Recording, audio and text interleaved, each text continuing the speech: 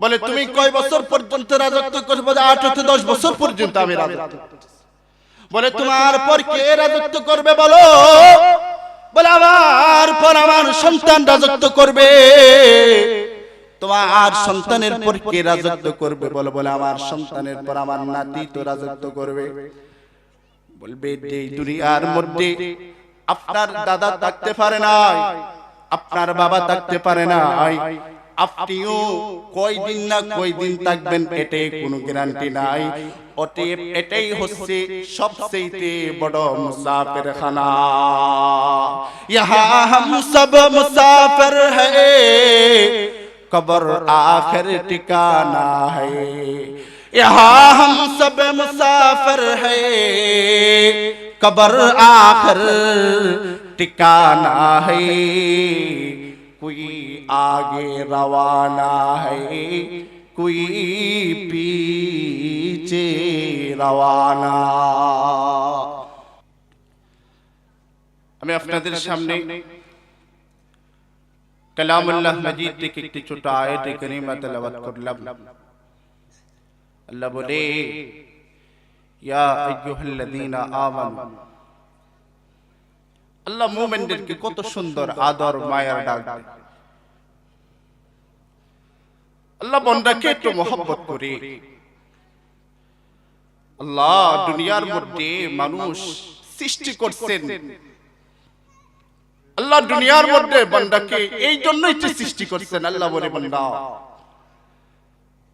আমি দুনিয়ার মানুষকে একটু মহব্বত করে ডাকি।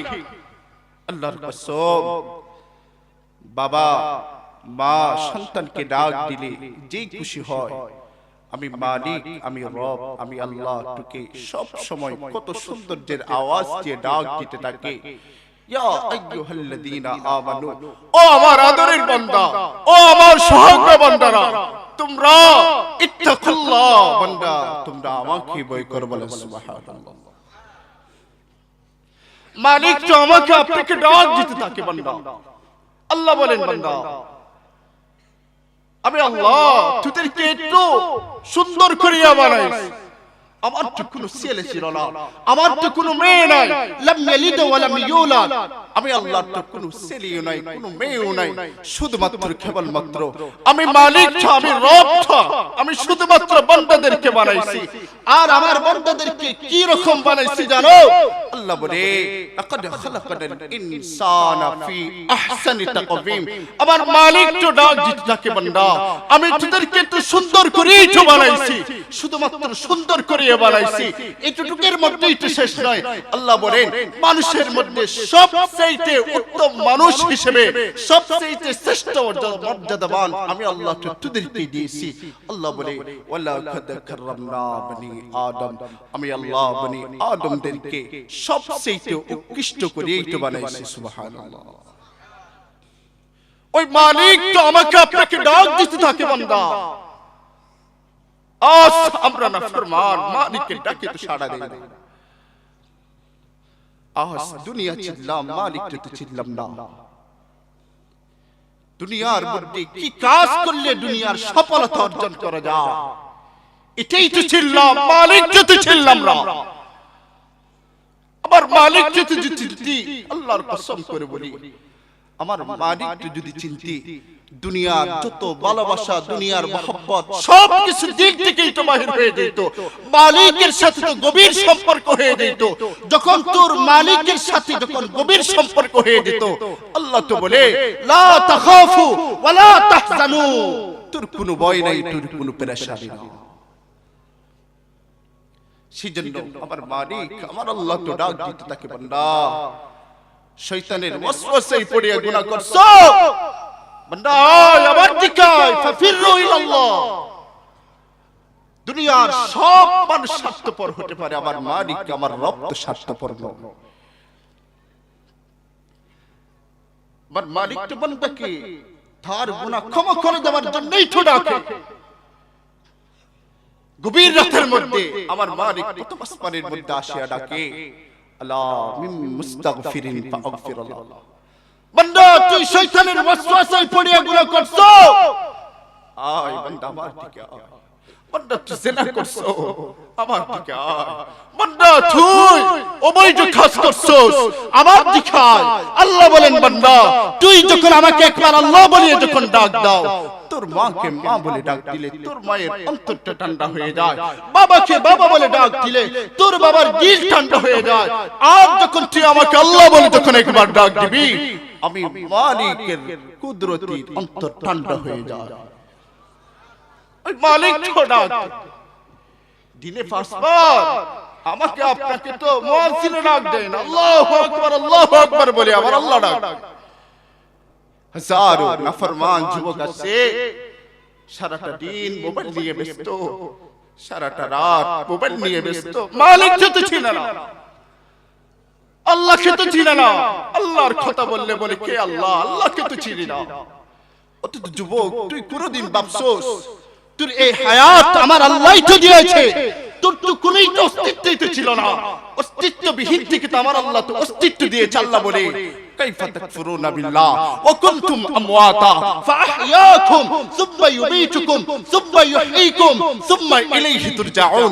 আল্লাহ বলেন বান্দা আমি মালিক তোরকে অস্তিত্ববিহীন থেকে তো অস্তিত্ব দিয়েছি, দুনিয়ার মধ্যে কত সুন্দরভাবে তোকে চলাফেরা করার জন্য তো সব কিছু করে দিয়েছি। আল্লাহ বলেন বান্দা দুনিয়ার হায়াত শুধুমাত্র দুনিয়ার হায়াত সীমাবদ্ধ নয়, আবার তোদের থেকে মৃত্যুর স্বাদ গ্রহণ করতে হবে। এই দুনিয়ার হায়াতের পর আরেকটা জীবন শুরু হয়ে যাবে, যেটা কবরের জীবন, যেটা হাসরের জীবন, যেটা পুলসিরাতের জীবন, যেটা কিয়ামতের জীবন। ওই জীবনের মধ্যে তোদের থেকে অবশ্যই যেতে হবে ওয়া ইলাইহি তুরজাউন, আমি মালিকের কাঠগড়ার মধ্যে তোর দাঁড়াইতে হবে। সেই জন্য বাবারা আল্লাহকে চিনে। আমার এক উস্তাদ মুহতারাম বলে আগর তো नहीं बनता नाबाद अफरातु बन अफरातु बन अफरातु बन। প্রত্যেকে নিজে নিজে চিন্তা করি, আমার গুনাহের কবর যদি আমার মালিক যদি জানে, আমার মালিকের সাথে যদি গভীর রাতে যদি সম্পর্ক গভীর করিয়া যদি মালিকের কাছে বলতাম আল্লাহ আমার চাইতে তো অপরাধী আর কেউ নেই রে মালিক, আমার চাইতে তো গুনাহগার আর কেউ নেই রে আল্লাহ, আমার চাইতে তো অপরাধী বান্দা আর কেউ নাই, আমার চাইতে মুখ হারাম বান্দা আর কেউ নাই। মালিকের কাছে একবার বলতি আমার মালিক আমার রব আমার আল্লাহ তোর ডাকে একটু সাড়া দিত, তুই তো মালিক যেতে চিনলি না। সপ্তাহে সপ্তাহ যায় এমন যুবক আছে মসজিদের মধ্যে আসে নামাজ পড়ার সুযোগ হয় না, মাস যায় দিন যায় রাত আসে, রাত যায় দিন আসে। সেজন্য আল্লাহ আমার মালিক আমার রব কত সুন্দর করিয়া ডাক দিতেছে, ইয়া আইয়ুহাল্লাযীনা আমানু। আল্লাহ বলেন ও আমার আদরের ঈমানদার বান্দাগণ, ইত্তাকুল্লাহ, বান্দা আমাকে ভয় কর, আমাকে ভয় কর। আল্লাহ প্রায় জায়গার মধ্যে ঠিকই বলেছে। আল্লাহ বলেন বান্দা ইয়া আইয়ুহাল্লাযীনা আমানু ইত্তাকুল্লাহ, আল্লাহ বলেন বান্দারে আমার ভয় দিলের মধ্যে ঢুকাও, আমার ভয় অন্তরের মধ্যে ঢুকাও। যার দিলের মধ্যে আমার মালিকের ভয় থাকবে সেই কখনো গুনাহের কাজ করতে পারে না। যার দিলের মধ্যে আমার মালিক আমার রব আমার আল্লাহ আমার মালিকের ভয় থাকবে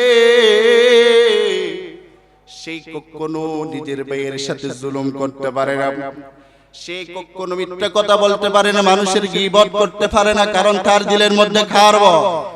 আর রাসূল বলেন খার ভয়, আর রাসূল বলেন তার দিলের মধ্যে খার ভয়। আল্লাহ বলেন বান্দারে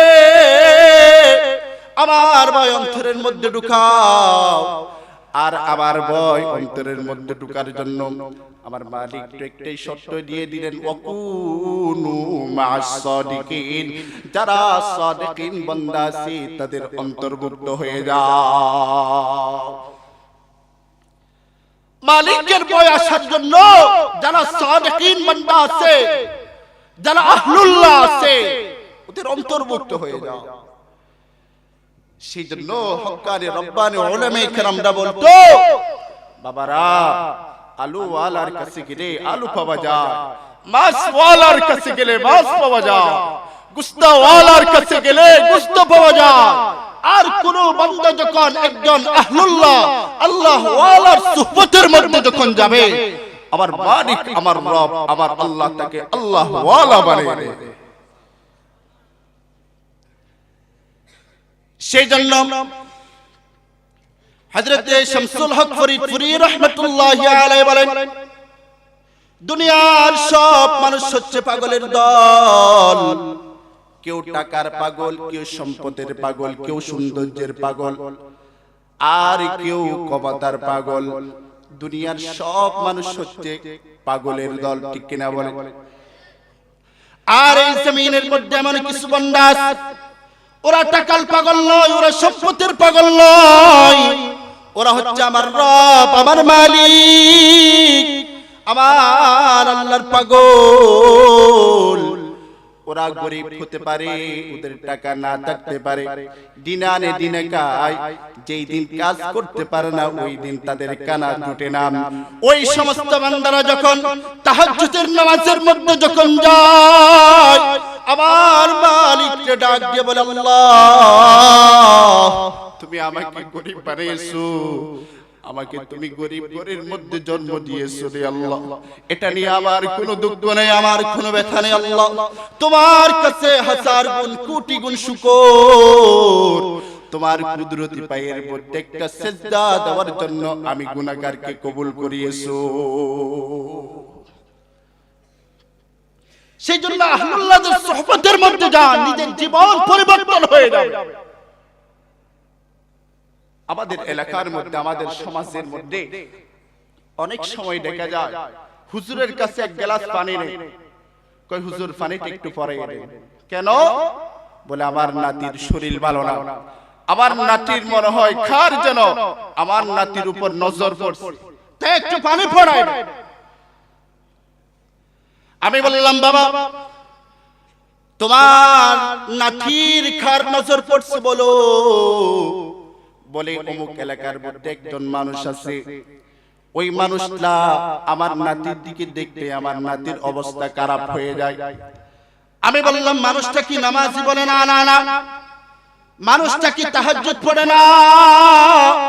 বলে হুজুর মানুষটা সব সময় দোকানের মধ্যে বিড়ি খায়, মাঝে মধ্যে পারলে মদ খায়, মানুষের গীবত শাকায়াতের মধ্যে লিপ্ত থাকে। আমি বললাম, ওই মানুষের নজরের কারণে যদি আপনার নাতির যদি শরীর খারাপ হয়ে যায়, আর একজন আহলুল্লাহর সুহবতের মধ্যে গেলে কেন খারাপ মানুষ আল্লাহ ওয়ালা হবে না? একজন গুনাহগার মানুষ যখন আহলুল্লাহর সুহবতের মধ্যে যায়, আল্লাহ ওয়ালার সুহবতের মধ্যে গেলে ওই খারাপ মানুষ কেমনে ভালো হবে না? সেই জন্য আমাদের দেশের মধ্যে একটা প্রবাদ আছে, আমাদের দেশের মধ্যে একটা কি প্রবাদ আছে বলে, ভালো মানুষুল্লাহ আডিডি হাইবাট্টার ফার, আর অমানুষুল্লাহ আডিডি হাড়া যাই দুই হান, ঠিক কিনা বলে? সেই জন্য আমার বাবাদেরকে বলবো, বাবারা আল্লাহকে পাবার জন্য কে কি করছেন বলেন? একজন বড় আল্লাহর ওলি ছিলেন, যার নাম হচ্ছে হযরত মুলকের বাদশা হযরত ইব্রাহিম ইবনে আদহাম রাহমাতুল্লাহি আলাইহি। মানুষটা বাদশা ছিল, ওই মানুষটা মাঝে মধ্যে চিন্তা করতেন, আল্লাহ আমাকে কি দেয় নাই, সব কিছু এটা দিয়েছে, আমাকে আল্লাহ টাকা দিয়েছে, আমাকে আল্লাহ সম্পদ দিয়েছে, আমাকে আমার মালিক আমার রব জায়গা সম্পদ সব কিছু দিয়ে তো ভরপুর করে রাখছে। আবার মাঝে মধ্যে চিন্তা করতে লাগলেন, আমি কি জন্য হারিয়ে ফেলছি, কি জন্য হারিয়ে ফেলছি। হযরত বাদশা ইব্রাহিম আদহাম রাহমাতুল্লাহি আলাইহি বলে, আমি দুনিয়ার সব কিছু পেয়েছি, তবে আমার মালিক আমার রব আমার আল্লাহকে পাই নাই, আমার রবকে পাই নাই, আমার আল্লাহকে পাই নাই।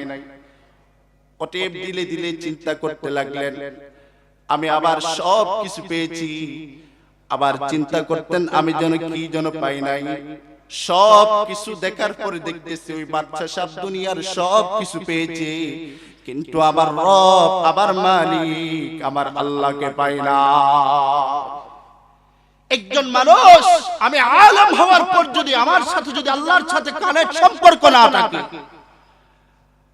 আমি হাফেজে কোরআন হওয়ার পর যদি আমার মালিকের সাথে গভীর সম্পর্ক যদি না থাকে,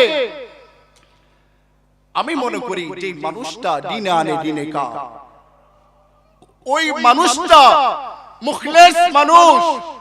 হ্যাঁ, দুনিয়ার মধ্যে চলতে গিয়ে অনেক কষ্টের বিনিময় দুনিয়ার মধ্যে চলাফেরা করে, কিন্তু মানুষটা অন্তর আমার মালিকের সাথে দাঁড়া। ওই মানুষটা যখন মুয়াজ্জিন যখন ডাক দেয় আল্লাহু আকবার, আল্লাহু আকবার, মানুষটা গাড়ি ওইখানের মধ্যে রাখিয়া মালিকের সিজদার মধ্যে গিয়ে কাঁদে। মালিকের সাথে গভীর সম্পর্ক। আমি বলি আমি আলেমের চাইতে এই মানুষটার দাম মালিকের কাছে অনেক বেশি। সুবহানাল্লাহ। আমি আলেমের চাইতে একজন আওয়ামের দাম অনেক বেশি, কারণ তার সাথে মালিকের সাথে গভীর সম্পর্ক।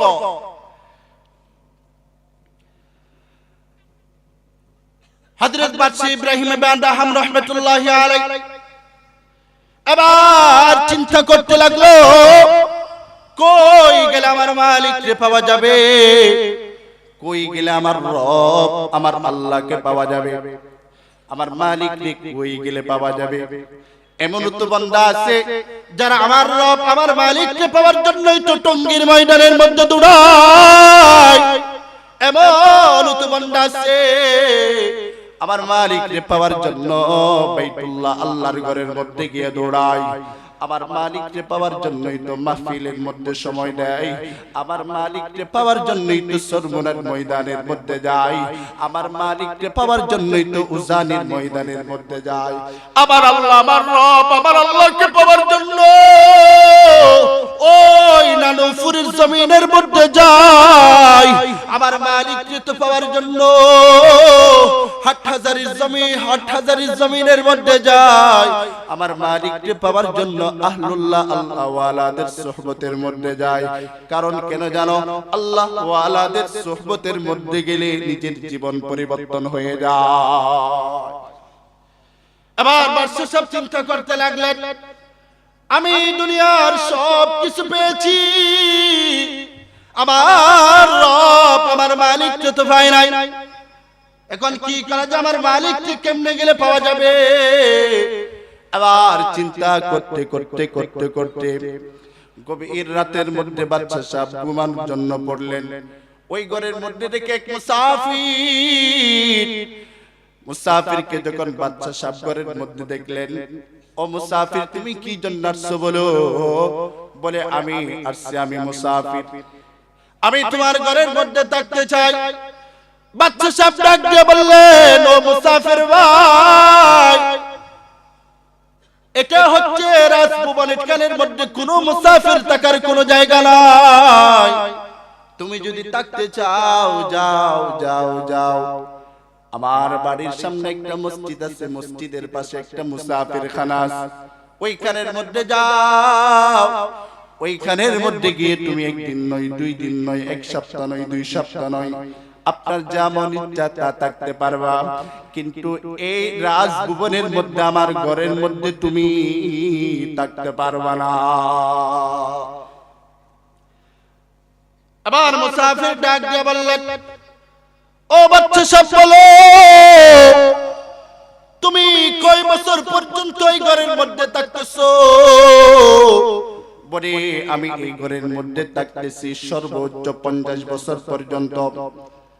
বাদশা সাহেব ডাক দিয়ে বললেন, এটু কথার দরকার নাই, যাও মুসাফিরখানার মধ্যে যাও, আমার ঘরের মধ্যে তুমি থাকবে না। আবার ডাক দিয়ে বললেন বাদশা সাহেব, মুসাফির ডাক দিয়ে কয়, ও বাদশা সাহেব, আমি তোমাকে শুধুমাত্র কেবলমাত্র 2-1টা প্রশ্ন করব, আমার প্রশ্নের জবাব যদি দিয়ে দাও তাহলে আমি আর এখানে থাকবো না, আমি মুসাফিরখানার মধ্যে চলে যাব। বাচ্চাকে বলতেছে, বাচ্চা সাহেব আপনি এখানে রাজত্ব করতেছেন কয় বছর? বলে আমি রাজত্ব করতেছি 8 হতে 10 বছর পর্যন্ত। বলে তোমার আগে কে রাজত্ব করছিল? বলে আমার বাবা। বলে তোমার বাবার আগে কে রাজত্ব করছিল? বলে আমার বাবার আগে আমার দাদাই রাজত্ব করছিল। বলে তোমার দাদার আগে কে রাজত্ব করছিল? বলে আমার দাদার আগে আমার দাদার বাবা রাজত্ব করছিল। বলে তুমি কয় বছর পর্যন্ত রাজত্ব করবে? 8 থেকে 10 বছর পর্যন্ত আমি রাজত্ব করছি। বলে তোমার পর কে রাজত্ব করবে বলো? বলে আমার পর আমার সন্তান রাজত্ব করবে। তোমার সন্তানের পর কে রাজত্ব করবে বলো? বলে আমার সন্তানের পর আমার নাতি তো রাজত্ব করবে। বলবে এই দুনিয়ার মধ্যে আপনার দাদা থাকতে পারে না, আপনার বাবা থাকতে পারে না, আপনিও কয়দিন না কয়দিন থাকবেন এটাই কোনো গ্যারান্টি নাই। অতএব এটাই হচ্ছে সবচেয়ে বড় মুসাফিরখানা। ইহা হাম সব মুসাফির হ্যায়, কবর আখির ঠিকানা হ্যায়। ইহা হাম সব মুসাফির হ্যায়, কবর আখির ঠিকানা হ্যায়। कोई आगे रवाना है, कोई पीछे रवाना। এই দুনিয়ার মধ্যে কেউ তো থাকতে পারবে না। সেই জন্য আহলুল্লাহদের সাথে ভালো সম্পর্ক করো। আর আহলুল্লাহ কোন জায়গার মধ্যে থেকে বাহির হয়? আহলুল্লাহ আল্লাহ ওয়ালা বাহির হয় একমাত্র কেবলমাত্র কওমি মাদ্রাসা থেকে, ঠিক কিনা বলেন? এখন তো এমন সময় হয়ে গেছে মানুষ মানুষকে হত্যা করতে মানুষ দ্বিধাবোধ করে না, ঠিক কিনা বলেন? আব মানুষকে কেন হত্যা করে? শুধুমাত্র কেবলমাত্র দুনিয়া পাওয়ার জন্যই তো হত্যা করে। আমার ভাই শহীদ শরীফ উসমানকে কেন হত্যা করা হয়েছে বলো? তাকে তো হত্যা করা হয়েছে এই জন্যই তো সে হক কথা বলতো, সে আল্লাহ বিরোধী ছিল, কোরআনের কথা বলতো, সে সত্য কথা বলতো। সেই জন্যই তো তার মুখের মধ্যে গুলি মেরে হত্যা করানো হয়েছে, ঠিক কিনা বলেন? মানুষ মানুষকে মারতে দ্বিধাবোধ করে না, শুধুমাত্র দুনিয়ার লোভ, ক্ষমতার লোভ, ঠিক কিনা বলেন? ক্ষমতার লোভ, দুনিয়ার লোভই তো মানুষকে শেষ করছে। মানুষ মানুষকে এমন ভাবে মারধর করে, মানুষ মানুষের উপর এমন জুলুম নির্যাতন করে, অথচ মানুষ যখন একটা পশু পাখিকে যখন মারে অনেক মানুষের দিলের মধ্যে দরদ হয়ে যায়। একটা পিঁপড়া মারার সময় তো মানুষের অন্তরের মধ্যে রহম লেগে যায়। আর একজন মানুষকে গুলি মেরে হত্যা করানো হচ্ছে। এই সমস্ত হত্যার বিচার মালিকের কাঠগড়ের মধ্যে অবশ্যই দিতে হবে। সেই জন্য বলছিলাম আল্লাহর ভয় অন্তরের মধ্যে ঢোকার জন্য আহলুল্লাহদের সোহবতের মধ্যে যাওয়া দরকার। আর আহলুল্লাহ কোথায় থেকে বাহির হয়? স্কুল থেকে আল্লাহ ওয়ালা বাহির হয় না, কলেজ থেকে আল্লাহ ওয়ালা বাহির হয় না, ভার্সিটি থেকে আল্লাহ ওয়ালা বাহির হয় না। আল্লাহ ওয়ালা বাহির হয় কোথায় থেকে জানো? নুরানি থেকে তো আল্লাহ ওয়ালা বাহির হয়, মাদ্রাসা থেকে তো আল্লাহ ওয়ালা বাহির হয়। এই সমস্ত কওমি মাদ্রাসা থেকে তো খাঁটি আল্লাহ ওয়ালারা বাহির হয়। কারণ তাদের সিনার মধ্যে আমার মালিকের কোরআন আছে। আর যারা এই কোরআনকে মজবুতের সাথে ধরবে, আমার রব, আমার মালিক, আমার আল্লাহ তাদের ইজ্জত, তাদের সম্মান বাড়িয়ে দিবে, সুবহানাল্লাহ। কারণ তাদের দিলের মধ্যে কোরআনের ইলম আছে, মুহাম্মদুর রাসূলুল্লাহ সাল্লাল্লাহু আলাইহি ওয়াসাল্লামের ইলম আছে। আল্লাহর কোরআন, কোরআনকে যে যতটুকু পাবে মজবুতের সাথে ধরবে, আমার রব, আমার মালিক, আমার আল্লাহ তাকে অত পরিমাণ মর্যাদাবান বানিয়ে দিবে, সুবহানাল্লাহ। সেই জন্য কওমি মাদ্রাসার মধ্যে কি পড়ানো হয়? আমি তো বলি কওমি মাদ্রাসার মধ্যে আমার মালিকের কিতাব আল্লাহর কোরআন পড়ানো হয়। কওমি মাদ্রাসার মধ্যে কি বানানো হয়? আমি বলি কওমি মাদ্রাসার মধ্যে আল্লামা হোসেন আহমদ মাদানির মতো সন্তান বাহির করা হয়। ঠিক কি না বলেন? কওমি মাদ্রাসার মধ্যে আল্লামা শাইখুল ইসলাম আহমদ শফির মতো মানুষ বাহির হয়। কওমি মাদ্রাসা থেকে আল্লামা জুনায়েদ বাবু নগরীর মতো সাহসিক মানুষ বাহির হয়। এই কওমি মাদ্রাসা থেকে আপনাদের এই এলাকার কৃতি সন্তান আল্লামা আব্দুল কাদের রহমাতুল্লাহি আলাইহির মতো মানুষ বাহির হয়। ঠিক কি না বলেন? সেজন্য এই মাদ্রাসার মধ্যে কি পড়ানো হয়? সবচেয়ে বড় এক জিনিসের নাম হচ্ছে মালিকের কোরআন। আল্লাহর কোরআন পড়ানো হয়, আল্লাহর কোরআন পড়ানো হয়। এখানের মধ্যে দেখতেছি অনেক ছাত্ররা এই কোরআন কেমন দাবি জানো? কোরআনকে যদি জিজ্ঞাসা করা হয়, বলো কোরআন তোমার নাম কি, বলো আল্লাহর কোরআন ডাক দিয়ে বলে বাল হুয়া কুরআনুম মাজিদ। কোরআনকে যদি জিজ্ঞাসা করা হয়, বলো কোরআন তোমাকে কোন কান থেকে আনা হয়েছে, বলো আল্লাহর কোরআন ডাক দিয়ে বলে নাযালা বিহি রূহুল আমিন। কোরআনকে যদি জিজ্ঞাসা করা হয়, বলো কোরআন তুমি কার পত্রিকা আসছো, বলো আল্লাহর কোরআন ডাক দিয়ে বলে আমি আসছি তানজিলুম মির রাব্বিল আলামিন। কোরআনকে যদি জিজ্ঞাসা করা হয়, বলো কোরআন, বলো কোরআন তুমি কোন মাসের মধ্যে অবতীর্ণ হয়েছে, বলো আল্লাহর কোরআন ডাক দিয়ে বলে শাহরু রমাদানাল্লাযী উনজিলা ফীহিল কুরআন ফীহিল কুরআন। কোরআনকে যদি জিজ্ঞাসা করা হয়, বলো না কোরআন তুমি কোন রাতের মধ্যে অবতীর্ণ হয়েছে, বলো মালিকের কোরআন ডাক দিয়ে বলেন ইন্না আনজালনাহু ফী লাইলাতিল কদর। কোরআনকে যদি জিজ্ঞাসা করা হয়, বলো কোরআন তুমি কোন নবীর উপর অবতীর্ণ হয়েছে, বলো মালিকের কোরআন ডাক দিয়ে বলেন নুজিলা আলা মুহাম্মদ। কোরআনকে যদি জিজ্ঞাসা করা হয়, বলো না কোরআন তুমি যেই নবীর উপর অবতীর্ণ হয়েছে ওই নবী কি সুরের নবী নাকি শেষের নবী, বলো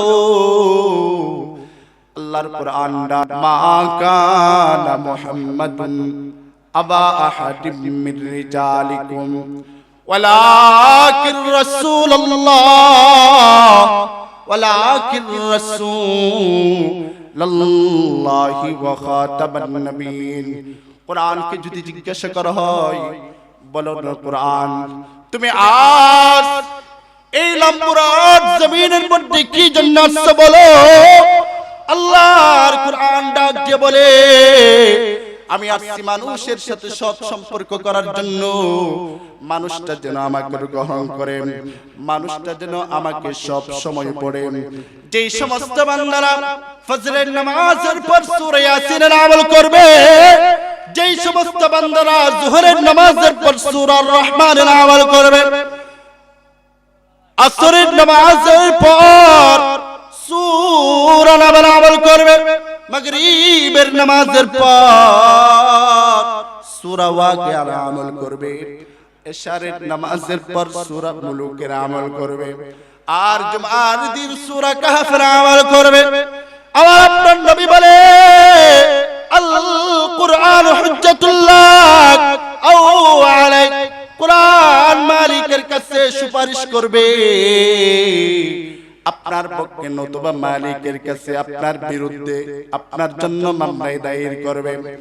মালিক যখন ওই কোরআন যখন আপনার পক্ষে যখন সুপারিশ করবে, ওই কোরআন মালিককে ডাক দিতে থাকবে আল্লাহ এই মানুষটা তো দুনিয়ার মধ্যে সব সময় তো আমাকে পড়তো,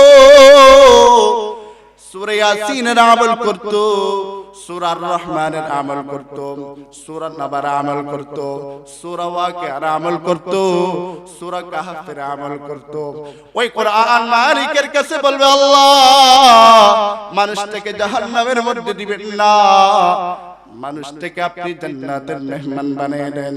কোরআন মালিকের কাছে সুপারিশ করার সাথে সাথে ওই কোরআনের সুপারিশ অনুযায়ী মানুষটাকে আমার আল্লাহ জান্নাতি বানিয়ে দিবে।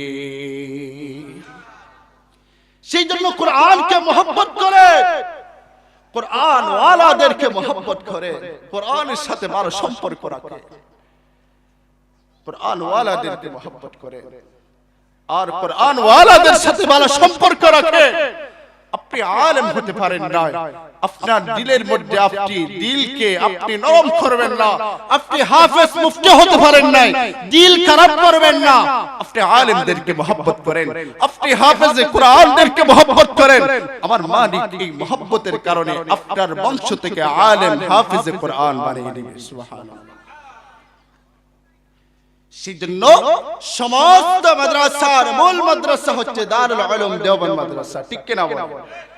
ইমদাদ রশিদ আশরাফ কা ই কুলসুম আরফা পহলেগা,